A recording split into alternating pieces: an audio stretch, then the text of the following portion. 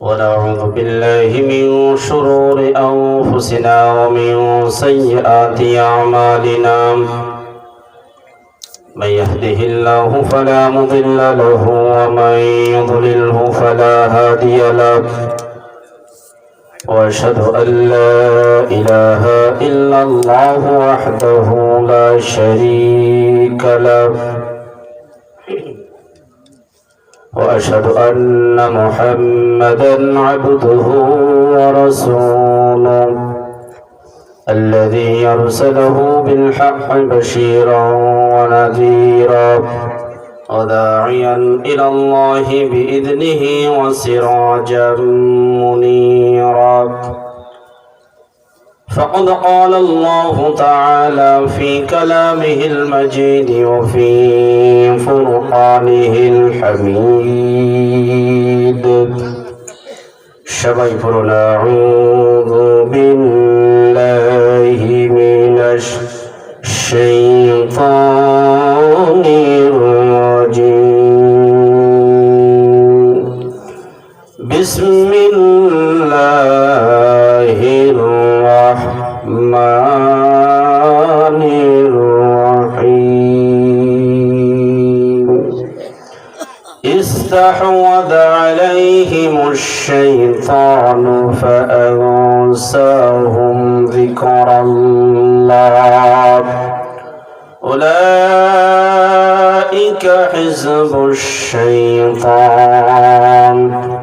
ألا إن حزب الشيطان هم الخاسرون صدقت يا رب العالمين وقال رسول الله صلى الله عليه وسلم من أحب لله وأبغض لله وأعطى لله ومنع لله فقد استكمل الإيمان أو كما قال عليه الصلاة والسلام وقال تعالى في شان حبيبه ومحبوبه إن الله وملائكته يصلون على النبي يا أيها الذين آمنوا صلوا عليه وسلموا تسليما اللهم صل على محمد وعلى آل محمد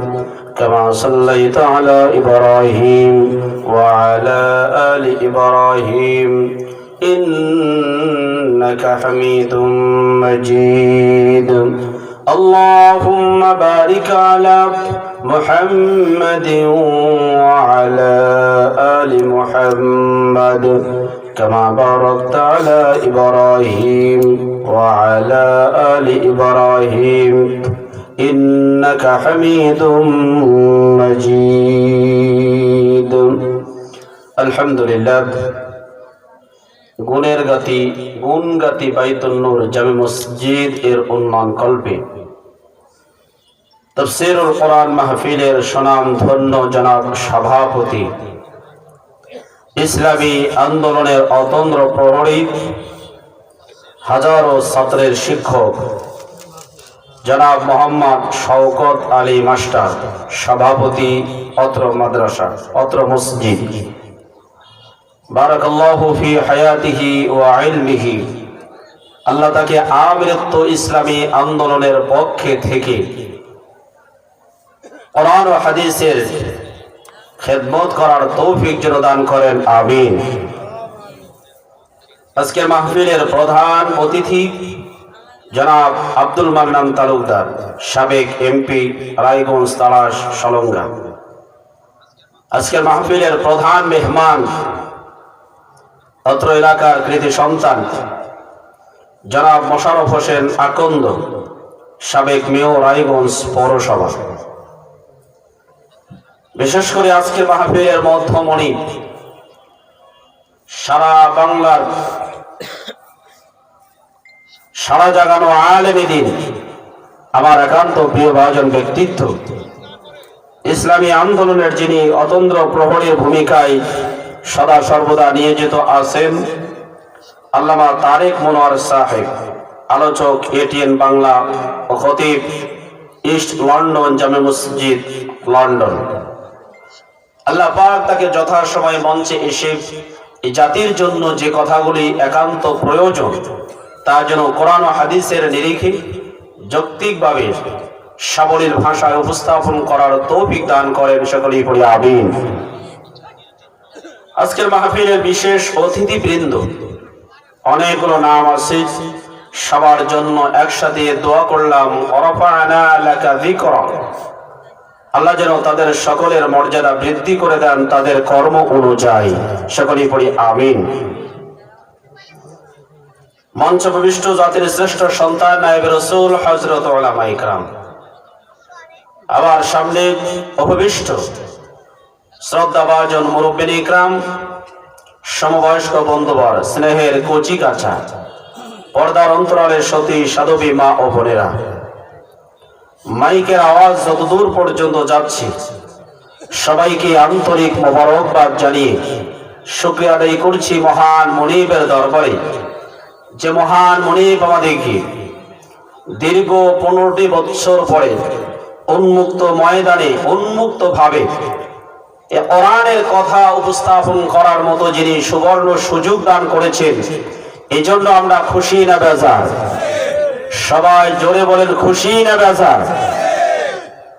এতদিন পর্যন্ত আমরা মঞ্চে কথা বলতে গেলেই এই এলাকার ছাউ নেতা, পাতি নেতা, তিতপুটি, তেলাপোকা, সারপোকা আছে না নাই? এই তেলাপোকা, সারপোকা, তিতপুটি এদের যন্ত্রণায় কোরআনের কথা বলা যেত না। বড় নেতারা চুপচাপ, কিন্তু এই তেলাপোকা, সারপোকা যারা আছে, এই তেলাপোকা, সারপোকা নেতাদের অত্যাচারে আমরা কোরআনের কথাগুলো নির্বিঘ্নে বলতে পারতাম না। যিনি আমাদেরকে এই অপবিত্র তেলাপোকা, সারপোকা, মাকড়সার জঞ্জাল থেকে মুক্তি দিয়েছেন, আমরা সেই মুনিবের দরবারে অন্তরস্থল থেকে কালিমাতুশ শুকর আদায় করছি, সকলেই পড়ছি আলহামদুলিল্লাহ। সকলেই পড়ি রব্বানা লাকাল হামদ হামদান কাসীরান তাইয়িবান মুবারাকান ফীহি ইয়া রাব্বি লাকাল হামদু কামা ইয়ানবাগি লিজালালি ওয়াজহিক ওয়া আযীমি সুলতানিক। সকলেই পড়ি আমিন। সম্মানিত উপস্থিতি,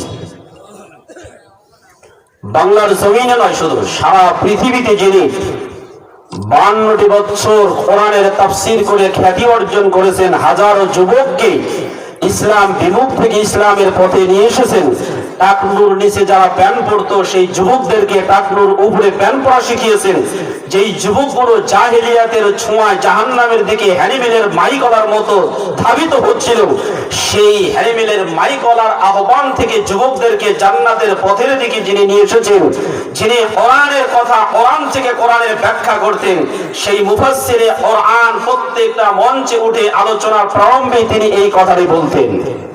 আমার প্রিয় ভাইরা, এই আলেমে দ্বীন মুফাসসিরে কোরআন, কোরআনের বুলবুলিকে যারা 13টি বছর পর্যন্ত জেলখানার মধ্যে আবদ্ধ করে রেখেছে, কোরআন থেকে কথা বলতে দেয় না, মানুষদেরকে কোরআনের আলোচনা শোনা থেকে বিরত থেকেছে, শুনতে দেয়নি, যে আলেমে দ্বীনকে 13টি বছর নির্বিচারে নির্বিঘ্নে অত্যাচারের রিস্টিম রোলার চালিয়ে যে আলেমটা এই বয়সে থাকার কথা ছিল নাতিদের সাথে, যে আলেমটা এই বয়সে তিনি একটু অবসরে থাকার কথা ছিল, সেই আলেমকে যারা প্রকোষ্ঠের মধ্যে জুলুম নির্যাতন করেছে, শেষ পর্যন্ত চিকিৎসার নামে যারা কিলিং মিশনের মাধ্যমে হত্যা করেছে, আজ হোক বাংলা জমিনে, কাল হোক তাদের বিচার এই জমিনে হবেই হবে ইনশাআল্লাহ। সম্মানিত ভাইরা আমার, ওদের বিচার শুরু হয়ে গেছে, সামনে আরো আছে। আল্লাহ কেবল শুরু করেছেন, শেষ তো করেন নাই। আল্লাহ ধরে না, ধরলে আল্লাহ ছাড়ে না। সেই মজলুম আলেমে দ্বীন আল্লাহ তার কবরটাকে জান্নাতের বাগান হিসেবে কবুল করে নিন, সকলেই পড়ে আমিন। দরুদ ও সালাম প্রেরণ করছি বিশ্ব মানবতার মুক্তির দিশারি, যিনি এমন একটা সময় পৃথিবীর বুকে আবির্ভূত হয়েছিলেন যেই সময়কার মানুষগুলো মারামারি, কাটাকাটি, খুন খারাপি, জেনা, ব্যভিচার, সুদ, ঘুষ, মদ, জুয়া এমন কোন গর্হিত কাজ ছিল না যা তারা করত না। সেই অধপতিত, নির্যাতিত, নিপীড়িত, নিগৃহীত, লাঞ্ছিত, বঞ্চিত মানুষগুলোর মাঝে আগমন করলেন এই পৃথিবীর সর্বশ্রেষ্ঠ মহামানব, যে রাসূলের ব্যাপারে স্বয়ং আল্লাহ রাব্বুল আলামিন নিজেই সার্টিফিকেট দিয়েছে। আমাদের দেশের কোন গমসর সালসর চেয়ারম্যান সে রাসূলকে সার্টিফিকেট দেয় নাই। আমাদের দেশের কোন এমপি এমন এমপি সার্টিফিকেট দেয় নাই। এমপি সার্টিফিকেট দিয়েছে আমার জানা মতে ছেলেটার চরিত্র ভালো। কয়েকদিন পরে খোঁজ না দেখা গেল এমপি সাহেব নেই, জেলখানার মধ্যে আছেন। কেন? সকিনার সাথে লটর পটর বাজিয়ে জেলখানার মধ্যে আছে। এমন কোন নেতা এই সার্টিফিকেট দেন নাই। সে রাসূলের প্রতি আমরা দরুদ ও সালাম প্রেরণ করছি, সকলেই পড়ি সাল্লাল্লাহু আলাইহি ওয়াসাল্লাম। সম্মানিত উপস্থিতি, আমরা যারা মাহফিলে আসতে পেরেছি সবাই খুশি তো? যদি খুশি থেকে থাকি, যারা এখন পর্যন্ত দূর দূরান্তে আছে, আমি অনুরোধ করব তারা দ্রুত এসে কোরআনের মাহফিলে বসে পড়ি। কোরআনের প্রত্যেকটা হরফের বিনিময়ে 10টি নেকি হবে। কোরআন আমাদের গাইড বুক দিবে, কোন পথে চললে জান্নাত, কোন পথে চললে জাহান্নাম, এটা আমাদেরকে কোরআন দেখিয়ে দিবে। সম্মানিত ভাইরা আমার, আসুন আমরা সেই সরাসরি কোরআন থেকে আলোচনা করব ইনশাআল্লাহ। প্রিয় ভাইরা আমার, 2024 সালের 5ই আগস্টে বাংলাদেশের যেই রেডিক্যালি চেঞ্জ, যেই পরিবর্তন, এই পরিবর্তনটা এরা শুধুমাত্র এই দেশের মানুষের কারণে হয় নাই, বরং হাজারো আলেম যারা জেলখানার মধ্যে থেকে থেকে দু চোখের পানি ফেলে আল্লাহর দরবারে দোয়া করেছেন, এই জালিম, এই ফ্যাসিস্ট, এই স্বৈরাচারী, এই অত্যাচারী, এই রক্তখেকো আলেম বিদ্বেষী যেই মানুষটা ইসলামী আন্দোলনকে বন্ধ করে দেওয়ার জন্য আইন জারি করে দিয়েছিল, এই জালিমের হাত থেকে মুক্তি দেওয়ার জন্য আল্লাহর কাছে চোখের পানি ফেলে ফেলে যারা দোয়া করেছে, আল্লাহ রাব্বুল আলামিন এই সমস্ত আলেমদের চোখের পানির কারণে তিনি আমাদেরকে মুক্তি দিয়েছেন। সম্মানিত ভাইরা আমার, সুতরাং আমাদেরকে এই সময়টাকে কাজে লাগাতে হবে। আমরা যদি কাজে না লাগাই তাহলে হতে পারে আমাদের হাত থেকে আল্লাহ যে সুবর্ণ সুযোগ দিয়েছিলেন এই সুযোগটা তিনি ছিনিয়ে আবার নেবেন। সম্মানিত ভাইরা আমার, কি কাজে লাগাতে হবে আমরা কোরআন থেকে একটু জেনে নেব, কোন কাজটা করলে আমাদের হাত থেকে এই বিজয়টা ছুটে যাওয়ার সম্ভাবনা নেই।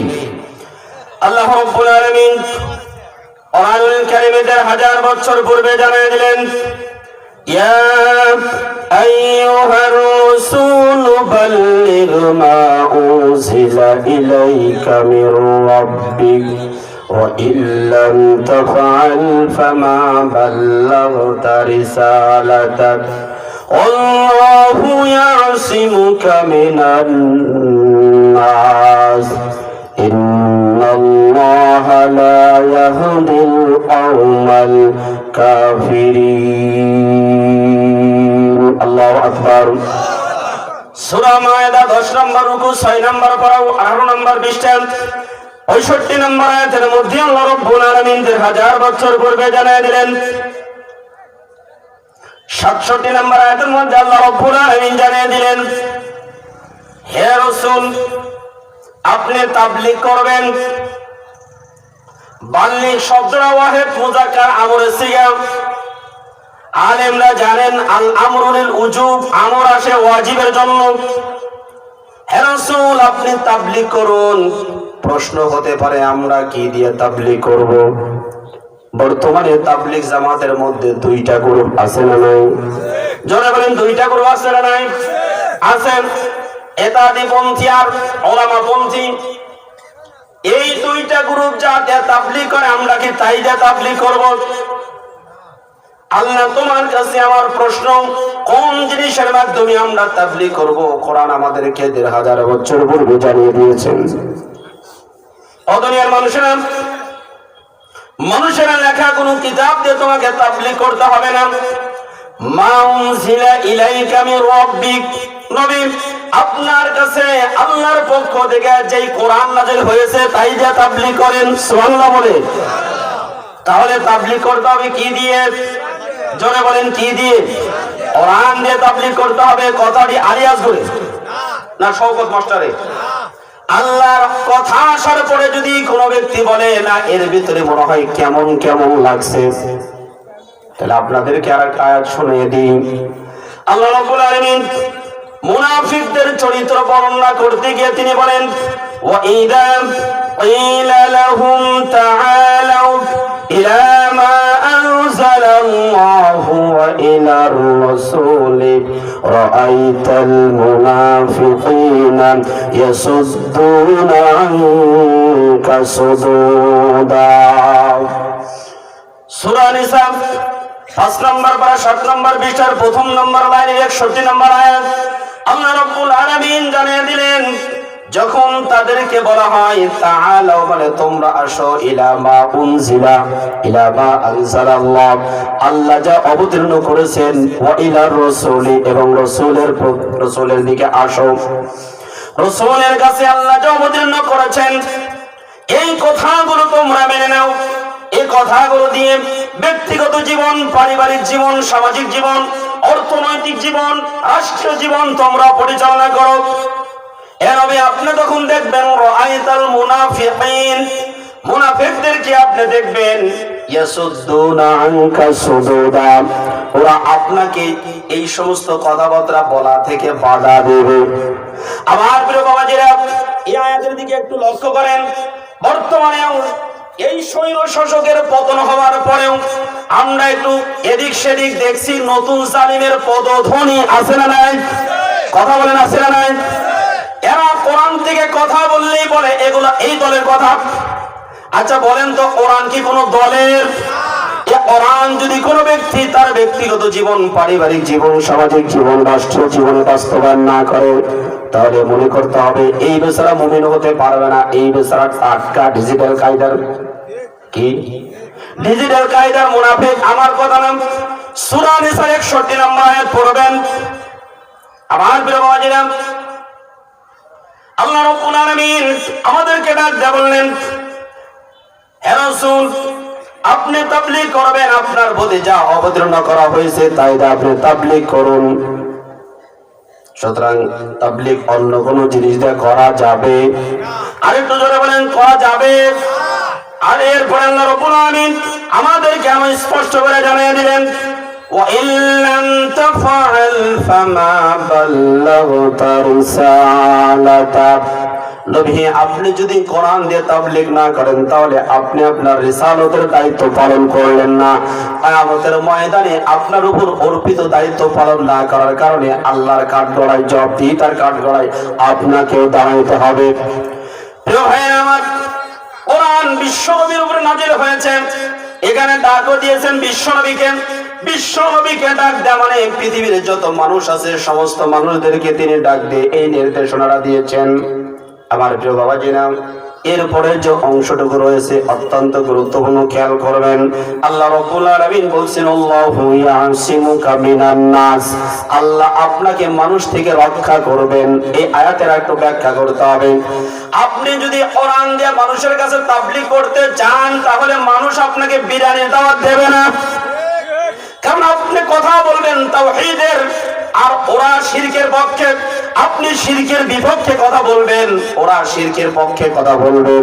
ওরা মানুষের তৈরিকৃত আইন দিয়ে জমিন পরিচালনা করবে, আপনি মানুষের তৈরিকৃত আইন জমিন থেকে উৎখাত করার জন্য জীবনের তাজা রক্ত দেয়া ঢেলে দেওয়া হলো আপনি এই আন্দোলন করবেন।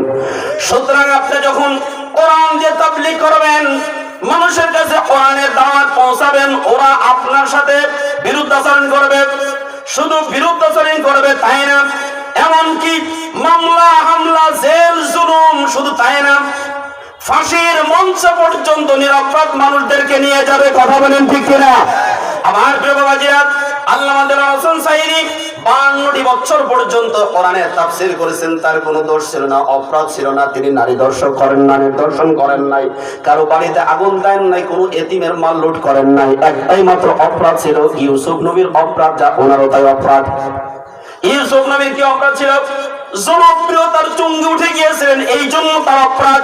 তার আপন ভাইয়েরা তাকে কূপের মধ্যে ফেলে দিয়েছে, ওইদিকে যাওয়ার সুযোগ নেই। আপনারা কোরআনুল কারীমের 12 নম্বর পারার 15 নম্বর পৃষ্ঠা সূরা ইউসুফের এই কথাগুলো পড়ে নেবেন। আমার প্রিয় বাবারা, তারা 3 ধরনের ষড়যন্ত্র করেছিল। আমার নবীর সাথেও তারা 3 ধরনের ষড়যন্ত্র করেছিল। আল্লাহ রাব্বুল আলামিন এই ষড়যন্ত্রের কথাগুলো কোরআনুল কারীমের সূরা আনফালের 30 নম্বর আয়াতের মধ্যে তিনি জানিয়ে দিয়েছেন। وَإِذْ يَمْكُرُ بِكَ الَّذِينَ كَفَرُوا لِيُثْبِتُوكَ أَوْ يَقْتُلُوكَ أَوْ يُخْرِجُوكَ وَيَمْكُرُونَ وَيَمْكُرُ اللَّهُ وَاللَّهُ خَيْرُ الْمَاكِرِينَ। আল্লাহু আকবার। সূরা আনফাল 9 নম্বর পারা 17 নম্বর পৃষ্ঠার আনফালের 30 নম্বর আয়াত। আল্লাহ রাব্বুল আলামিন বিশ্বনবীকে ডাকতে বললেন, নবী হে, স্মরণ করুন সেই সময়ের কথা যখন কাফেররা চক্রান্ত করল, ষড়যন্ত্র করল। কি ষড়যন্ত্র? ষড়যন্ত্র করল নবী, আপনাকে তারা হত্যা করবে, এই ষড়যন্ত্র করল। দারুন নাদওয়া তথা পরামর্শ সভা পার্লামেন্টে বসে তারা সিদ্ধান্ত নিল, আব্দুল্লাহর পুত্র মুহাম্মাদের অগ্রযাত্রাকে বন্ধ করতে হলে এটাকে হত্যা করতে হবে। আমার প্রিয় ভাইয়েরা, আমার বাংলার জমিনের দিকে একটু তাকান। সেই 1450 বা 1500 বছর পূর্বে দারুন নাদওয়া তথা পার্লামেন্টে বসে বসে তারা যেই কার্যক্রমগুলো চলেছিল, বর্তমান বাংলাদেশের নব্য ফেরাউনরা তারাও পার্লামেন্টে বসে বসে আল্লাহর ওলিদের ফাঁসির রায় কার্য করেছে। ভাইয়েরা, 1 নম্বরে তারা বলেছিল হত্যা করতে হবে। এরা চিন্তা করলো না, কুরাইশ বংশ অনেক বড় বংশ, হত্যা করে আমাদের টিকে থাকা মুশকিল হয়ে যাবে। এই জন্য তারা সিদ্ধান্ত নিল তাহলে নাগরিকত্ব ক্যান্সেল করে তাকে বের করে দিতে হবে। বাংলার এই জমিনের দিকে একটু তাকান। ইসলামী আন্দোলনের কথা যখন অধ্যাপক গোলাম আযম রাহমাতুল্লাহি আলাইহি বললেন, সেই সময় এই ফ্যাসিবাদী স্বৈরশাসক খুনি যে পিছনে দরজা পালিয়ে গেছে, তার বাপ এটাকে নাগরিকত্ব ক্যান্সেল করে দিয়েছিল। কথা বলেন না? আপনাদের ইতিহাস জানতে হবে। যার বাপ ফ্যাসিবাদী, ওর গোষ্ঠী সুদ্ধা ফ্যাসিবাদী। কথা বলেন ঠিক কিনা? আমার প্রিয় ভাইয়েরা, আমরা এই ফ্যাসিবাদের পদধ্বনি দেখতে পাচ্ছি। এই ফ্যাসিবাদী স্বৈরাচার সরকার যখন 5ই আগস্টে পলায়ন করল, এরা একের পর এক ষড়যন্ত্র করে যাচ্ছে, কিন্তু কোনোটাতে সফল হতে পারছে না। প্রিয় বাবাজিরা, আজকে আবার নতুন করে ষড়যন্ত্র করেছে, দেখেছেন আপনারা? নতুন করে ষড়যন্ত্র করেছেন। সারা বাংলাদেশ থেকে গরিব মানুষদেরকে 1 লক্ষ টাকা শাপলা চত্বরে গেলে দেবে, ঋণ দেবে বিনা সুদে, বিনা পরিশোধে 1 লক্ষ টাকা করে ঋণ দিবে। এই কথাগুলো বলে বলে বাংলাদেশের বিভিন্ন জায়গা থেকে গরিব মানুষগুলো সেখানে নিয়ে জড়ো করে আন্দোলন করার ষড়যন্ত্র করেছে।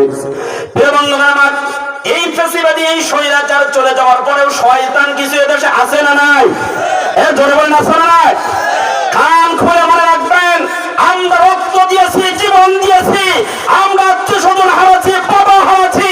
এই বাংলার জমিনে যদি নতুন কোন ফ্যাসিবাদের আবির্ভাব হয়, জীবনের টাকা রক্ত দিয়ে তাদেরকে প্রতিহত করার জন্য কে কে আছে শুধু হাত তুলে আল্লাহকে দেখা।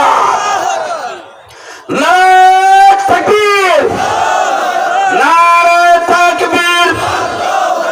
আল কোরআনের আলোক, আল হাদিসের আলোক। জালিম যেখানে, জালিম যেখানে, প্রতিরোধ সেখানে। জালিম যেখানে, প্রতিরোধ সেখানে। বাংলার এই জমিনে কোন জালিমের স্থান হবে না। রক্ত খেকো যারা রক্ত খেয়েছে, আমার ভাইদেরকে বুকে গুলিবে যারা শহীদ করেছে, ওদের স্থান এই শাহ আউলিয়ার দেশে, শাহ খানজাহার দেশে তাদের কোন স্থান হতে পারে না। কথা বলেন ঠিক না? ঠিক। আমার প্রিয় বাবাজিরা, 3 নম্বরে তারা ষড়যন্ত্র করেছিল।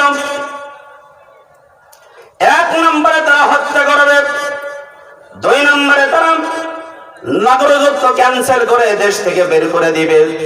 3 নম্বরে তারা চক্রান্ত করছে না আমৃত্যু কারাদণ্ড দিতে হবে, আমৃত্যু কারাদণ্ড দিতে হবে। আমার প্রিয় বাবাজিরা, আল্লামা দেলোয়ার হোসেন সাইদী রাহমাতুল্লাহি আলাইহির জনপ্রিয়তা 54 দিন রিমান্ডে নেওয়ার পরে একই কথা প্রত্যেক দিনে বলেছিলেন, আপনার জনপ্রিয়তা কোথায়? আকাশচুম্বী জনপ্রিয়তা। আর মতিউর রহমান নিজামী আমিরে জামাত শহীদ মতিউর রহমান নিজামীর জনপ্রিয়তা কোথায়? আপনাকে আমাদের লোকজন দিয়ে টাকা পয়সা দিয়ে একটা দল গঠন করে দিব, আপনি ওই দলের আমির হবেন, জামাত ইসলামের মধ্যে থাকার প্রয়োজন নাই। প্রথম দিন যখন তাকে রিমান্ডে নেই কথা বলা হলো, তিনি সরাসরি না করে দিলেন। তিনি বললেন, আমিরে জামাতের জুতার নিচের যে ধুলা, এই ধুলা সম পরিমাণ আমি না। আল্লাহু আকবার। এইরকম ভাবে আত্মীয় স্বজন নিয়ে আসা হলো। আমার নিজ কানে শোনা কামালউদ্দিন জাফরি দামাত বারাকাতুহুল আলিয়া, ওনার আপন বিয়াই, ওনাকেও নিয়ে যাওয়া হয়েছিল বোঝানোর জন্য, কিন্তু একই কথা বলেছেন। আমার প্রিয় বাবাজিরা, এই লোকগুলোর জনপ্রিয়তার কারণে তাকে আমৃত্যু কারাদণ্ড দেওয়া হয়েছিল। তবে একটা কথা মনে রাখবেন, যারা বাংলার জমিন থেকে ইসলামকে চিরবিদায় করার ষড়যন্ত্র করে, আল্লাহ রাব্বুল আলামিন ইসলামকে চিরবিদায় করেন না, বরং যারা ষড়যন্ত্র করে ওরাই বাংলার জমিন থেকে চিরবিদায় হয়ে যায়। আল্লাহ রাব্বুল আলামিন কোরআনুল কারীমের মধ্যে জানিয়ে দিয়েছেন, ইউরিদুনা আন ইউতফিউ নূরাল্লাহি বিআফওয়াহিহিম ওয়া ইয়াবাল্লাহু ইল্লা আন ইউতিম্মা নূরাহু ওয়ালাউ কারিহাল কাফিরুন। সূরা তাওবা 5 নম্বর রুকু 10 নম্বর পারা 11 নম্বর পৃষ্ঠা তাওবার 32 নম্বর আয়াতের মধ্যে আল্লাহ রাব্বুল আলামিন জানিয়ে দিলেন, ওই সমস্ত জালিমরা কোরআনের আলো ইসলামের বাতি মুখের ফুৎকারে নিভিয়ে দিতে চায়। আল্লাহ রাব্বুল আলামিন বলেন, মুখের ফুৎকারে যারা কোরআনের বাতি নিভিয়ে দিতে চায় ওদের মুখ পুড়ে যায়। কথাটা ঠিক না ঠিক?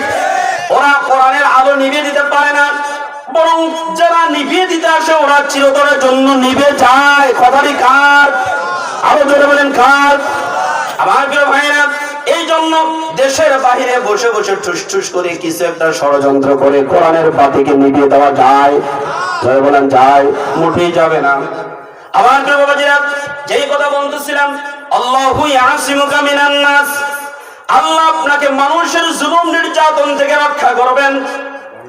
কোরআনের কথা যখনই বলা হবে, তাওহীদের কথা বলা হবে, এই কোরআন দিয়ে রাষ্ট্রটা পরিচালিত হবে, জমিনটা পরিচালিত হবে, এই কথা যখনই বলা হবে, যারা কোরআন দিয়ে রাষ্ট্র পরিচালনা করতে চায় না, এই জালিমগুলো আমার আপনার বিরুদ্ধে একের পর এক ষড়যন্ত্রে লিপ্ত হতেই থাকবে। প্রিয় ভাইরা, আমার মনে রাখবেন, কোরআনুল কারীম থাকবে যতদিন, এক জালিম চলে যাওয়ার পরে আরেক জালিমের আবির্ভাব হবে। কথাটা ঠিক না ঠিক? তবে ওই সমস্ত জালিমদের মনে রাখতে হবে, হামান জুলুম করেছিল, এরপরে ফেরাউন মুসা নবীর উপর অত্যাচার করেছিল, টিকতে পারে নাই। নমরুদ ইব্রাহিম আলাইহিস সালামের উপরে জুলুম নির্যাতন করেছিল, কিন্তু টিকতে পারে নাই। আবু জেহেল, আবু লাহাব, উতবা, শাইবা এরা বিশ্ব নবীর উপরে অত্যাচার করেছিল, বিশ্ব নবীর দিন প্রচার করার ক্ষেত্রে প্রতিবন্ধক হয়ে দাঁড়িয়েছিল, এরা টিকতে পারে নাই। আমার প্রিয় বাবাজিরা, বর্তমান এই পৃথিবীর জমিনে যদি কোনো ব্যক্তি ইসলাম প্রচারের ক্ষেত্রে বাধা দেয়, কোরআন হাদিসের ক্ষেত্রে যদি বাধা দেয়, মনে রাখতে হবে, হামান গেছে, ফেরাউন গেছে, আবু জেহেল, আবু লাহাব, উতবা গেছে, শাইবা গেছে, এই জমিনে যদি কোনো ব্যক্তি বাধা দেয় তাহলে তারাও পরাজিত হবে। জোরে বলেন ঠিক কিনা? আমার প্রিয় বাবাজিরা, এই জন্য আমাদেরকে ঈমান মজবুত রেখে সামনের দিকে আগাইতে হবে। আল্লাহ রাব্বুল আলামিন, আমরা যদি ইসলাম প্রত্যেকটা ঘরে ঘরে ইসলামের দাওয়াত পৌঁছে দিতে যাই, কিছু মানুষ আমাদের বাধা দিবে, এটা সত্য। তবে মনে রাখবেন, যারা বাধা দিবে ওদের অন্তরে ভয়ও আছে। আছে না নাই? জোরে বলেন আছে না নাই? ফি কুলুবিহিমুর রুবা, যারা আল্লাহকে দেখে ভয় করে, আল্লাহ সংসারের অন্তরের মধ্যে ভয় ঢুকিয়ে দেয়। তাই যদি না হবে, ভালোভাবে মনে রাখেন, এই ফ্যাসিস্ট জানেন এই বাংলার জমিন থেকে যারা চলে গেছে, যাদেরকে দেখে সবচেয়ে বেশি ভয় করত, এরা সংখ্যায় কিন্তু খুব বেশি একটা না। কথা ভালো মতো বোঝেন, সবকিছু খুলে বলার দরকার নাই। যাদেরকে দেখে জমের মতো ভয় করত, তারা কিন্তু অন্যদের চাইতে সংখ্যায় কম। এত কম হওয়ার পরেও জমের মতো কেন ভয় করত, এটা ভালো মতো মনে রাখতে হবে। কোরআনের আরেকটা আয়াত আছে, বুসাউন কাবুসা ইসরাইল, যাদের ভিতর ঈমানের চেতনা নাই, ওরা হলো বন্যা আসলে সামনে যেমন খড়কুটা থাকে, এই খড়কুটা যেমন পানির প্রতিরোধ করতে পারে না, বাধা দিতে পারে না, এরা পানে ভেসে যায়। কিন্তু বিশাল বড় যদি একটা পিলার সেখানে দাঁড়ায়, একটা পিলারই কিন্তু পানির জন্য প্রতিবন্ধক হয়ে দাঁড়ায়। কথা গান ঠিক না বেরি? যাদের অন্তরের মধ্যে আল্লাহর ভয় আছে, আল্লাহর প্রেম রয়েছে, আল্লাহর মহব্বত রয়েছে, যারা জীবনের পরোয়া করে না, ইসলামী আন্দোলন জমিনে কায়েম করার জন্য নিজের জীবনের তাজা রক্ত দিয়ে হলেও জীবনে প্রতিষ্ঠা করার জন্য যারা দৃঢ় প্রত্যয় ব্যক্ত করে ঘর থেকে বেরিয়ে যায়, ওদেরকে দেখে সারা পৃথিবীর মানুষ থরথর করে ভয় পায়। আমার প্রিয় বাবাজিরা, এই জন্য আল্লাহ রাব্বুল আলামিন বলেছেন, আল্লাহু ইয়াসিমুকা মিনান নাস, আল্লাহ তোমাদেরকে মানুষের জুলুম অত্যাচার থেকে রক্ষা করবে যদি সঠিকভাবে ঈমানের দাওয়াত মানুষের কাছে পৌঁছাও। আর যদি না পৌঁছাও তাহলে আল্লাহ রাব্বুল আলামিন বলেন, ইন্নাল্লাহা লা ইয়াহদিল কওমাল কাফিরিন, আল্লাহ কোন কাফের সম্প্রদায়কে হেদায়েত দেয় না। তার মানে কোরআন আসার পরেও যদি কোনো ব্যক্তি কোরআনের কথাগুলো মানুষের কাছে অকপট চিত্তে দাওয়াতগুলো না পৌঁছায়, তাহলে এরা কাফের হবে। আর এই কাফেরদেরকে আল্লাহ রাব্বুল আলামিন কখনো হেদায়েত দিবেন, আরো জোরে বলেন হেদায়েত দিবেন। তাহলে আমরা তাবলীগ করব, জোরে বলেন কি দিয়ে? তাওহীদ মানুষের কথা বলে, এটা বিয়ের মতো বলতে হবে। আমরা তাবলীগ করব কিসের মাধ্যমে? আরো জোরে বলেন কিসের মাধ্যমে? কোরআন কোন দলের না, কোন ব্যক্তির না, কোরআন প্রত্যেকটা মুসলমান নিজেদেরকে যারা মুসলমান বলে দাবি করবে তাদের জন্য কোরআন। চিল্লা বলেন ঠিক কিনা?